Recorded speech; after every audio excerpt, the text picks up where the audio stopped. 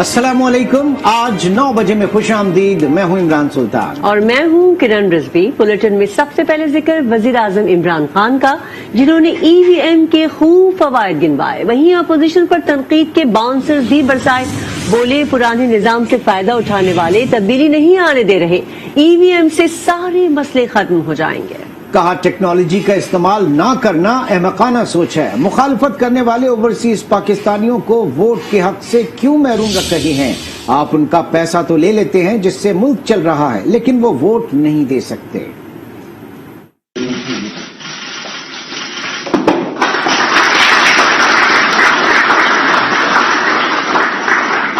Overseas पाकिस्तानियों के लिए डिजिटल पोर्टल के आगाज की तकरीब। वजीर आजम इमरान खान ने कहा कि पुराने निजाम से फायदा उठाने वाले तब्दीली नहीं आने दे रहे। वो लोग जो कि पुराने सिस्टम, करप्ट सिस्टम से फायदा उठा रहे हैं, वो चेंज नहीं आने देते। इसमें बहुत बड़े फ्रॉड चलते हैं, जाली वोट्स हैं, मरे हुए लोगों की वोट्स इन्होंने दर्ज करवाई हुई है, ये सारी उड़ जाती है जिस दिन ईवीएम मशीन आए। इमरान खान ने कहा कि ईवीएम के हक में भी भरपूर दलाइल पेश किए। वजीर आजम ने मुखालफत करने वालों पर भी तनकीद की। तो टेक्नोलॉजी तो इंसान की जिंदगी हर जगह इंसान आसान कर रही है। टेक्नोलॉजी का आज इस्तेमाल ना करना, इससे बड़ा अहमकाना क्या सोच हो सकती है? पिछले इलेक्शन के अंदर 15 लाख वोट जाया हुई। वो अगर ईवीएम मशीन होता तो 15 लाख वोट कास्ट हो जानी थी। इलेक्शन कमीशन ने रिकमेंड किया कि ईवीएम इलेक्ट्रॉनिक वोटिंग मशीन आनी चाहिए। ईवीएम मशीन 2008 से कोशिश कर रहे हैं, लेकिन ये ब्लॉक कर रहे हैं। वजीर आजम का कहना था कि ओवरसीज पाकिस्तानियों को मुल्क की सियासत और जमहूरियत में शामिल कर लिया। ये दोनों जमातों ने उसके खिलाफ खड़े हो गए। यानी इसमें मुझे क्या फायदा, हमारी पार्टी को क्या फायदा कि अगर लोगों को पता चल जाए किसने किसको वोट दिए। सारा असेंबली में कल ड्रामा हुआ था, वो इस चीज का था। क्यों रोक रहे हैं आप ओवरसीज पाकिस्तानी को वोट डालने में? उनकी पैसा तो आप ले लेते हैं, लेकिन वो वोट नहीं दे सकते। उनके पैसे पे मुल्क चलता है, लेकिन वोट नहीं हमने लेने देना उनको। अब हर हुकूमत ओवरसीज पाकिस्तानियों की कदर करेगी। हुकूमत की इंतहा पसंदी से लड़ने के लिए मुकम्मल तैयारी नहीं है। वजीर इत्तलात फवाद चौधरी का तकरीब से खिताब। कहा रियासत का काम कानून की अमलदारी को यकीनी बनाना है, लेकिन टीएलपी केस में रियासत को पीछे हटना पड़ा। वजीर इत्तलात ने कहा कि मुल्क में इंतहा पसंदी की वजह मदारिस नहीं बल्कि स्कूल और कॉलेजेस हैं। सच्ची बात तो यह है कि ना तो हुकूमत और ना ही रियासत एक्सट्रीमिज्म से लड़ने के लिए उतनी तैयार है जितनी होनी चाहिए। अभी हमने टीएलपी के केस में भी हमने देखा है कि किस तरह से रियासत को पीछे हटना पड़ा, और ये उस बॉम्बशेल की निशानदही करता है जो टिक टिक करके बज रहा है। और यहाँ पे ये भी मैं आपको बता दूं कि हमारे यहाँ एक्सट्रीमिज्म की बड़ी वजह मदारस हरगिज नहीं, हमारे यहाँ एक्सट्रीमिज्म की सबसे बड़ी वजह हमारे स्कूल और हमारे कॉलेजेस। रियासत आम आदमी की जिंदगी की हिफाजत ही नहीं कर सकती, दूसरा नुक्ता नजर आपके सामने आ ही नहीं सकता, तो सॉफ्ट चेंज कैसे हो सकती है? रियासत का कंट्रोल आपके ऊपर से खत्म होता जाएगा और ग्रुप्स जो हैं वो इमर्ज हो जाएंगे जो आपके रियासती कंट्रोल जो है उसको टेक ओवर कर लेंगे। तहरीक लब्बैक पाकिस्तान के सरबराह साद रिजवी को रिहाई मिल गई। कोट लखपत जेल से रिहाई के बाद साद रिजवी जामे मस्जिद रहमतुल्लिल आलमीन पहुंचे, जहां कारकुनों ने उनका इस्तकबाल किया।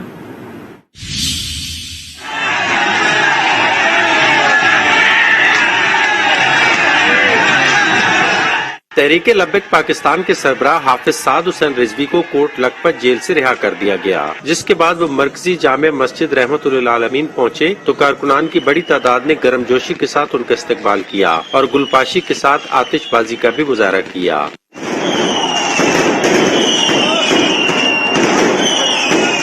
तहरीक लब्बैक के नायब अमीर पीर ज़हीरुल हसन शाह ने मीडिया से गुफ्तगू करते हुए कहा कि हुकूमत के साथ उनका मुआहदा पूरा होने के करीब है, ताहम इंतजामिया उनके साथ ताउन कर रही है। पूरी इंतजामिया हमारे साथ मुत्तफिक है और हमारे लिए वो मुआविन साबित होंगे और हमारे साथ मुकम्मल तौर पर वो ताउन भी कर रहे हैं। तर्जुमान टीएलपी के मुताबिक साद रिजवी को रवां साल नक्शे अमन के खदशे के तहत पंजाब हुकूमत ने 11 अप्रैल को लाहौर से गिरफ्तार करके उन्हें नजरबंद कर दिया था और उनकी नजरबंदी में 3 बार तोसी की थी। गुज़श्ता माह हुकूमत और टीएलपी के दरमियान मुआहदा हुआ था, जिसके तहत टीएलपी के सैकड़ों कारकुनों के खिलाफ मुकदमात खत्म किए गए, जबकि टीएलपी पर से पाबंदी भी हटाई गई। ای وی ایم کا قانون تو بن گیا لیکن استعمال کھٹائی میں پڑ گیا. سیکرٹری الیکشن کمیشن کہتے ہیں الیکٹرانک ووٹنگ مشین آئندہ عام انتخابات کے استعمال ہوگی یا نہیں ابھی کچھ نہیں کہہ سکتے. مشین کے استعمال میں چیلنجز درپیش ہیں.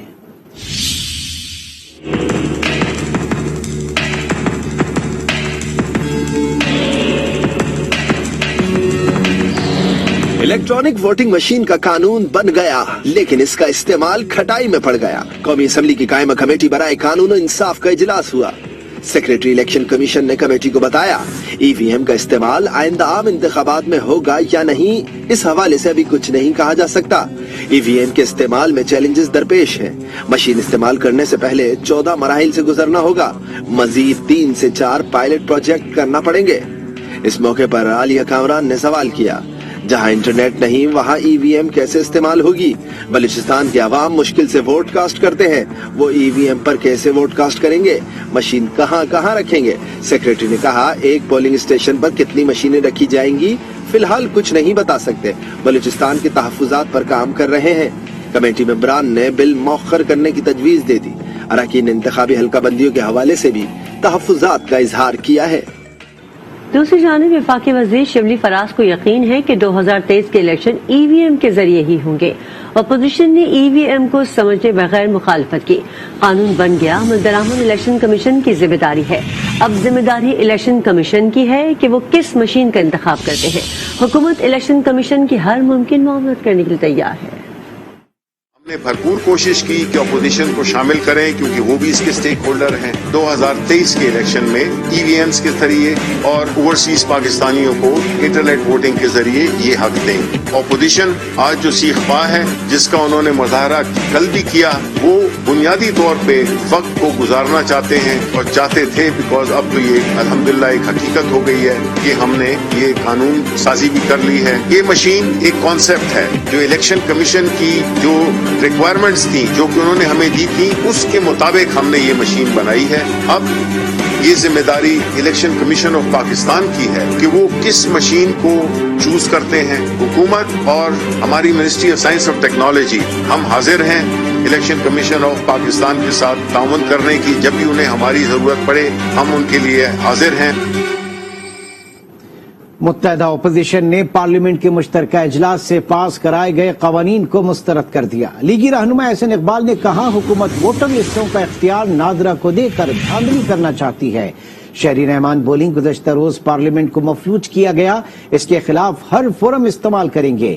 جمعیت علماء اسلام فے کی شاہدہ اختر علی نے کہا کل ایوان کو بے توقیر کیا گیا جو پاکستان کی تاریخ کا سیاہ ترین باب ہے. اسپیکر کو اپوزیشن کو دھوکہ دینے کے لیے استعمال کیا. کہا کہ ہم یہ جوائنٹ سیشن واپس لے رہے ہیں, اسپیکر صاحب سب کو بلا کے اتفاق رائے کریں گے. اسپیکر کو ٹیشو پیپر کی طرح پھینکا اور جوائنٹ سیشن بلا کے اس میں قوانین بلڈوز کرا لیے. ووٹرز لسٹ ہے اس کا رجسٹر الیکشن کمیشن کے پاس آئین پاکستان دیتا ہے. اسے نادرہ منتقل نہیں کیا جا سکتا جب تک کہ آئین میں ترمیم کی نہ جائے. پارلیمان جو منبع ہے ہماری جمہوری کلچر کا اور روایات کا اور سسٹم کا, اس کو انہوں نے بالکل کل مفلوج کر دیا. کل پوری عوام نے دیکھا ہے کہ کس طرح قانون سازی کی گئی ہے اور اس پارلیمنٹ کو کس طرح بے توقیر کیا گیا ہے. لیکن رہنما شاہد خاقان عباسی کہتے ہیں کل پارلیمان میں ووٹنگ کے معاملے میں بھی دھاندلی کی گئی. یہ ووٹرز کی گنتی کیسے درست کریں گے؟ قوانین الیکشن بہتر بنانے کے لیے نہیں, الیکشن کمیشن کو حکومت کے تابع کرنے کے لیے ہیں. الیکٹرانک ووٹنگ مشین دنیا بھر میں ناکام ہو گئی. کلبھوشن کی رہائی کے اثرات ملک پر پڑیں گے. کل بھی جو بل پاس ہوئے ان کو آپ دیکھیں, حکومت ہمیشہ عددی برتری کی بنیاد پر قائم ہوتی ہے. کل بھی عددی برتری جوائنٹ سیٹنگ میں حکومت کے پاس تھی لیکن اخلاقی برتری نہیں. یہ صرف الیکشن کی چوری کو سہولت دینے کے قوانین ہیں, اس کا الیکشن کے نظام کو بہتر بنانے سے کوئی تعلق نہیں ہے. ये एक आईनी इदारे की जिम्मेदारी पर, उसके इख्तियार पर डाका डालने का तरीका है। इलेक्शन कमीशन को हुकूमत के ताबे कर दिया जाए। ये इलेक्ट्रॉनिक वोटिंग मशीनें जो दुनिया में नाकाम हो चुकी हैं, पीटीआई की हुकूमत, उसका वजीर आजम, उसकी मशीन, उसका वजीर आला, उसके वजीर, हुकूमत के एहलकार, पुलिस, ये सब मिलकर एक साजिश करके इलेक्शन चोरी कर रहे हैं। कुलभूषण को घर भेजने का प्रोग्राम है, तो आप इतने ऑर्डिनेंस जारी करते थे, एक ऑर्डिनेंस जारी करके उसको घर भेज देते। कानून बनाने की क्या जरूरत थी, इसके कल असरात आपके मुल्क पर बड़े गहरे पड़ सकते हैं।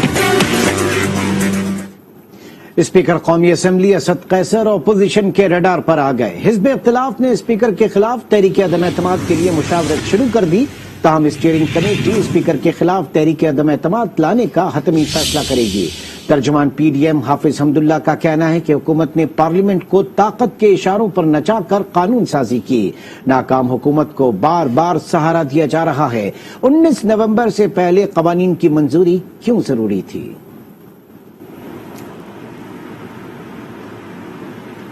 पाकिस्तान पीपल्स पार्टी के रुकन कौमी असम्बली कादिर खान मंदोखेल के कौमी असम्बली के अहाते में दाखिले पर पाबंदी आयद कर दी गई।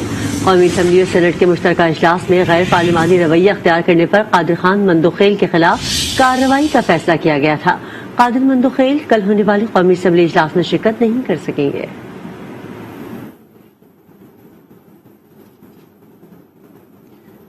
इलेक्शन से कबल इंतखाबी निजाम को कंट्रोल किया जा रहा है। सरबराह पीडीएम मौलाना फजलुर रहमान का कोयटा में उलमा कन्वेंशन से खिताब। कहा, अपोजिशन जमातों का इत्तेहाद किसी भी जबरी कानून को तस्लीम नहीं करेगा।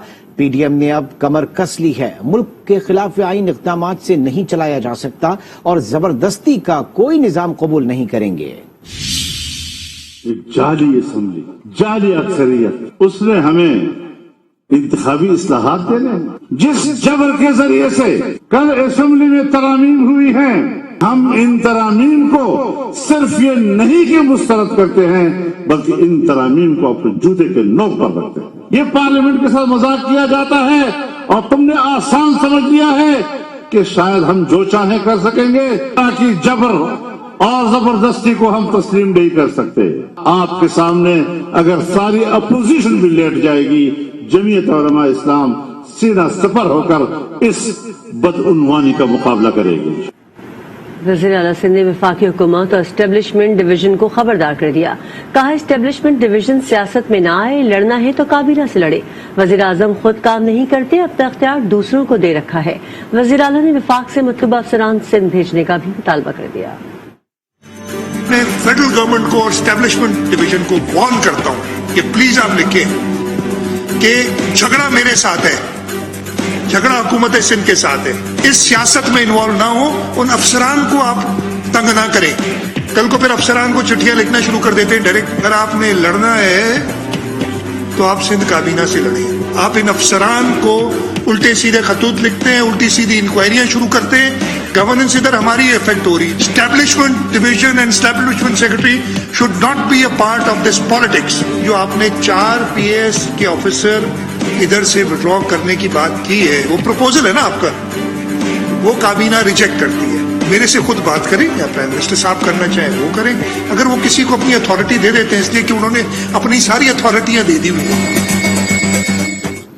हुकूमत का रवां बरस तालीमी निसाब मुकम्मल करने का फैसला। इम्तिहानात भी मई जून में होंगे। वफाकी वज़ीर तालीम शफकत महमूद की प्रेस कॉन्फ्रेंस।